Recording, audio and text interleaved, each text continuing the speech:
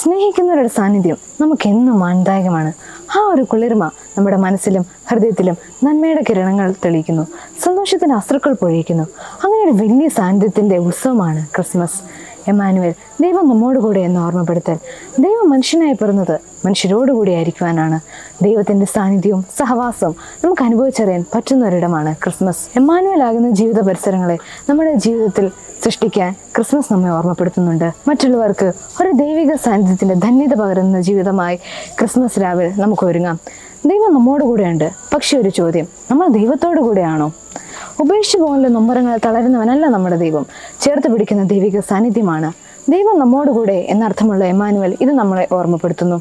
ഈ വചനം നമ്മുടെ ഹൃദയത്തിൽ ഗ്രഹിക്കാം. ഈ ക്രിസ്മസ് രാവിൽ നമുക്ക് ഉണ്ണീശോയെ വരവേൽക്കാനായി ഒരുങ്ങാം. ഉണ്ണീശോ അനുഗ്രഹിക്കട്ടെ.